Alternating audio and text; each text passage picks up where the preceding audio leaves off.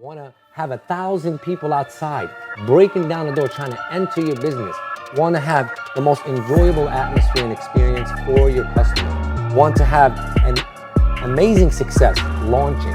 Want to have your bank account full in the first month. Make sure you dig in, dive in, subscribe, whatever you got to do. Join, hit us up, do something, goddamn. Make a move, because we're here to help.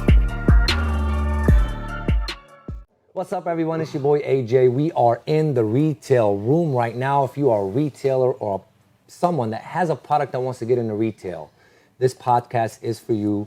Welcome. I have a special guest here, Nelson.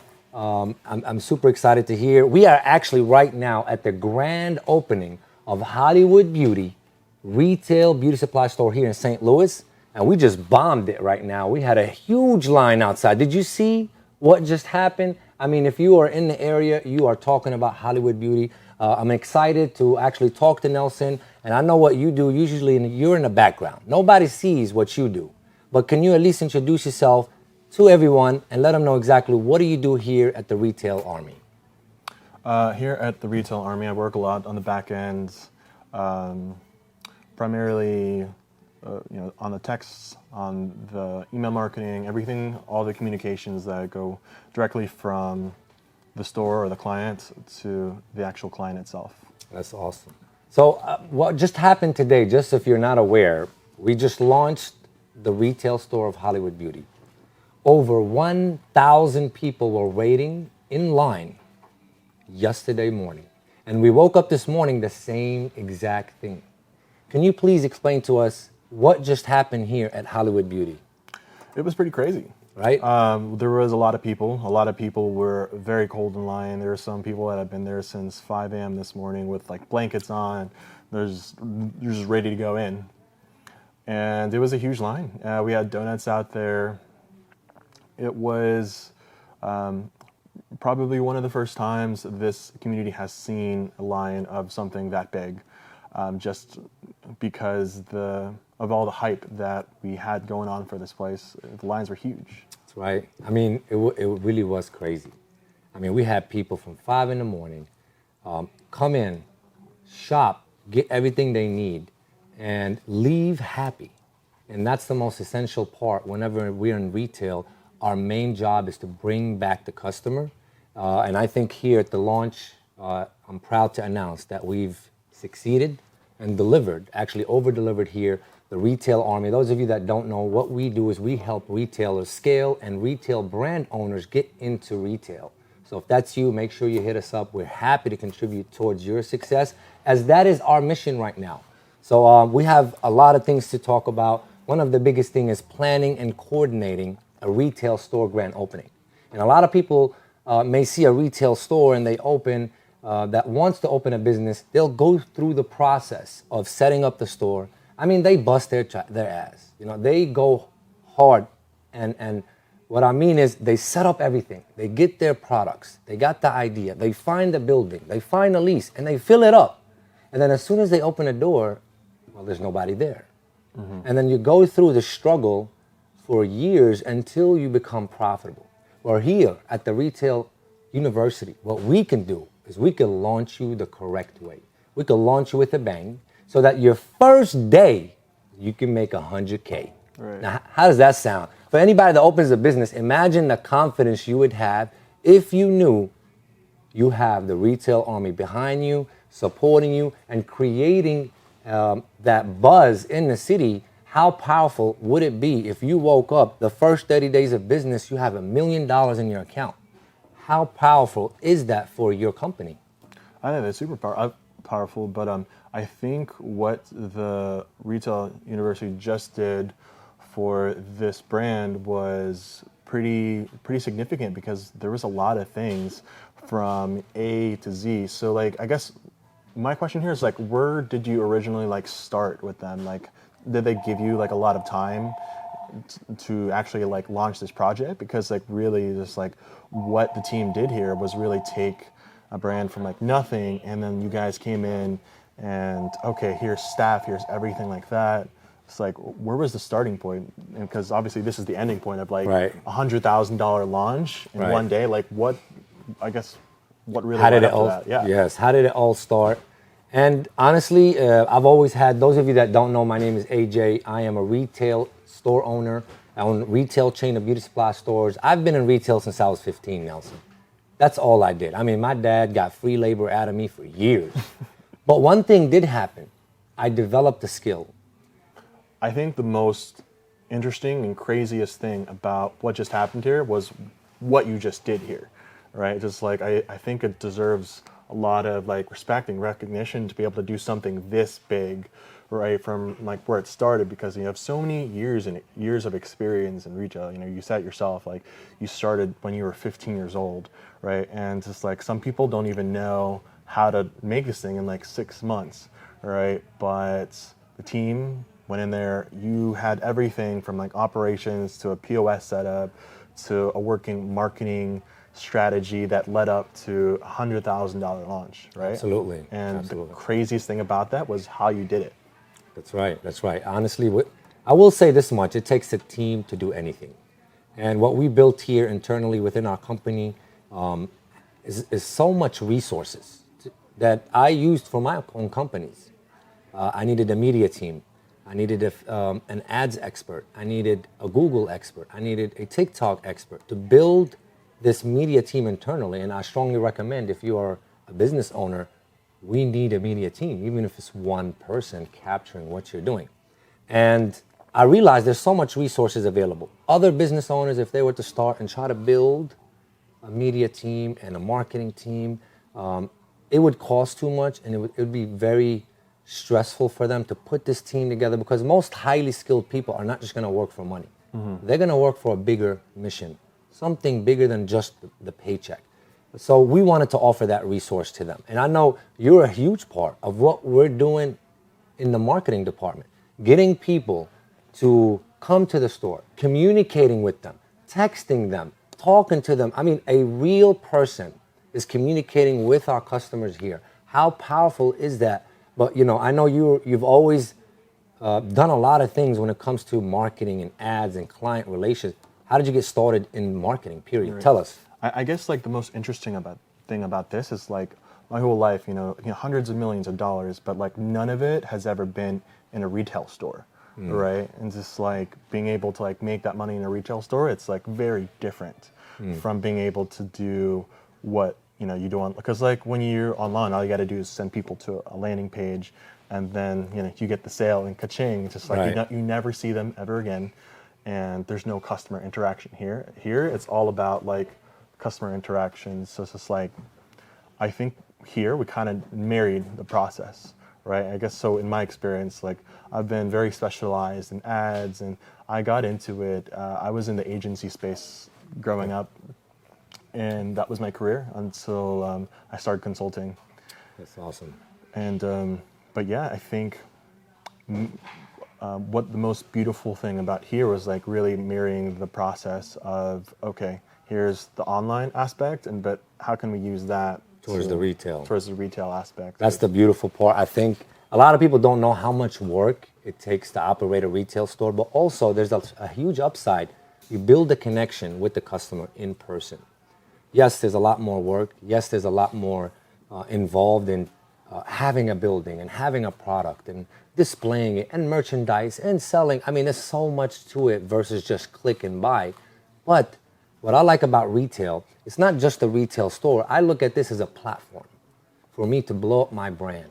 Whenever I'm showing you a physical store, then automatically the rapport goes up between me and the customer. You're more likely to shop with me just because I have a retail presence, just because I have a physical store, versus someone else that's just running ads, probably in somebody's kitchen in the mountains. Nobody knows, but he could do it. You will never tell.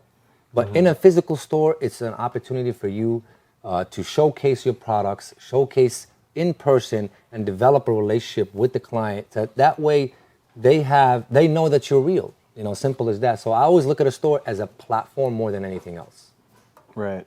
I think what was cool about this is because we had a ton of resources and a ton of connections. What do you think was the most leading resource that you could say, hey, if I didn't have this person or this person, or like this cashier, or anything like on your team that you specially like have in your back pocket as an ace? To be honest with you, the cool thing is I don't have one. I got 5 aces. Wow. Every single one is significant in many ways. For example, at the Retail Army, in this particular case, we went out and we did a model cast. We brought all the hottest models in the city. We made them brand ambassadors for the company. Also, a part of the model, we also had them create content for us. I mean, that's just one small part. Content creation, talking about your brand in a different way than just the simple, hey, buy my product, it's on sale. That's one way of doing it, and it does work to a certain extent. But then you rely on discount goods. And now you're only attracting the cheapest customer, because who looks for the best deals all the time? Usually, someone that's, I don't want to say cheap, strong word, but very, they calculate every dollar they spend. Well, those are one type of customers, but the type of customers I like to have here, the ones that don't look at a price tag, the ones that shop and get what they need, and they value the service more than they just value the price. And I think that's exactly what we did here. We're growing the brand, really rebrand the whole Hollywood brand. Now when customers think of Hollywood, they think of Hollywood. I mean, we had producers, we had directors outside. I mean, we got so many things involved when it comes to the brand that now for sure, every time comes in, there's an emotional attachment to the place. Right. And I think that's one of the most powerful thing we did was how can we help our customers? The biggest component too is having to run effective ads, because we could burn money all day. Traditionally, retailers, they'll make a flyer, and it looks like the supermarket flyer that you find at a supermarket or maybe a furniture store. Yeah. Okay, cool. We'll take that flyer, they'll chop it up, screenshot it, and post that on the internet. And then they boost. Now, to a certain extent, yes, you're going to get it in the front of eyes of people. But how effective is that ad? Maybe it's usually too crowded. So what we do is we do have to make a flyer as a retailer to highlight the sale, but then I repurpose that flyer to individual items. And, when we run ads, when we're doing things, we're always very effective. As you know, that's your main priority is like, AJ, how do we spend the least amount of money but get the most amount of results? And one of the things that you always preach to me is, AJ, it boils down to content. And that's what we did with this project. We focused on content. We overspent on content, and we took that same budget from the ads that we normally would spend anyways, cut it in half, and spent that on content creation. And it was a super powerful organic strategy that we built. And a lot of people, when they see this, they probably think, oh, I just spent $200,000 in ads. You won't believe the number we spent in ads. Most people won't. And I won't reveal it. But the point is that content creation, organic strategies that we built here, I think was a huge success into creating a hype. Because as you're launching a store, the most important thing is you got to get people hyped. People love to have new places, new things to shop. So definitely a success here at the Hollywood Beauty, and obviously a big part that Nelson, you've been able to come in, demonstrate what you do very quickly. I mean, when did we take this project on? When did you hop on? 2 weeks ago. 2 weeks ago. And then 2 weeks later, there's a line outside of 1,000 people just waiting to shop. Over 2,500 customers came in one day. That's the power, right? That's a lot of power right there. I think it goes down to like the strategy that we ultimately did, right? Just like, and it all goes back to the retail strategy of like building that relationship with your customer. Because like at the end of the day, we did run ads, but like we didn't just like really run ads. We built the ads in order to like really establish a relationship with them. Because like no one really checks their email nowadays. You got like maybe like 20-30% open rates. Oh man, horrible right now. But everyone checks their text messages, especially if it's like a personalized message. So what we did is tell us, please. So we gathered up. So we would send ads to a landing page, and that landing page would optimize for text messages. And as soon as the text messages came in, they were greeted with like a personalized greeting from the brands, like, "Hey, welcome to Hollywood." So someone like personally greeting you after they opt in, and then just being able to start regular casual conversations with them at a mass level. If like, "Hey, what's up? Are you pulling up later?" And this kind of communication to really solidify that relationship with them. So it's like, it's not really like an email. It's more like someone really asking you in a very personal way, "Hey, Right. are you coming to the event?" So now your conversion rate goes from like 10% to like 60 to 70%, and people actually showing up saying, "Hey, yo, I'm gonna pull up." And Oh, that's awesome. Imagine you're getting a company texting you saying, "Hey, you pulling up to the grand opening?" Of course you don't think it's a real person. And you're more like, and it is a real person behind it. And it is, we're talking to you. And I love what you did there, personalizing, communicating with the audience, bringing them out. I mean, we're texting them all day. Isn't that what you're doing? You're texting them throughout the day. yeah, and the cool thing about it is we can be able to set up very personalized flows as well. Like, hey, if they say yes, hey, if they say no, we can be able to just do either direction, and we can plan for either direction. So whether a company has like hundreds of contacts or like thousands of contacts, as long as we can be able to like control that communication at scale, I think it really works bringing actual foot traffic because we're establishing that relationship. Absolutely. I mean, we definitely brought some traffic. The owners were happy. They were mind blown about what we did. We've gotten 4 or 5 phone calls on the grand opening of other retail owners. "Hey, I need you to come to this state. Wow. We're opening up a retail store." So if you are a retailer and you're thinking about scaling, you're forward thinking, you want to blow it up, or maybe you just want to do these things, but it's too much at you. It's too stressful, because I know as a retail store owner, I've opened many locations, and it's usually the owner that bears all the stress, because you got 100 things going on all at once. And if you miss 1 or 2 things, before you know it, you're strangled and everything gets halted. Well, every day that you're not open, you're losing money. That's how I see it. Every day that my store is not open, I'm losing money. So how do I open it as quick as possible? At the same time, how do I create the biggest hype in the city? I mean, it would look like we had the Jays, we had the new iPhone drop, all in one place. And that's how it looked outside. And I'm super proud what you did. The whole retail army came together and accomplished so many aspects of this retail launch: the staffing, the management, the POS side, the pricing. I mean, we're down there pricing. I mean, I have the retail armies on the register POS right now, making sure the operation is functional, making sure the whole thing is organized, and that relieves the store owner.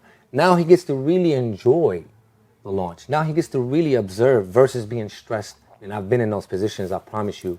It is not, I literally go hide because it's too much to deal with. But we've been able to remove that from his shoulder, and now he gets to really focus on what he does best: customer engagement, restocking the product, pricing everything. I mean, there's so many things that that the owner needs to do anyways. So we relieve you from bringing in traffic, and we relieve you from making sure that this traffic comes back. So that's my 2 cents on this. Anything else you want to add to it? I think what you said at the very end was pretty powerful and pretty significant, because I think a big problem in today's retail world, whether if you go out to a restaurant or you go out to something, or you even go to a store like this, it's like you don't have that relationship with them at scale.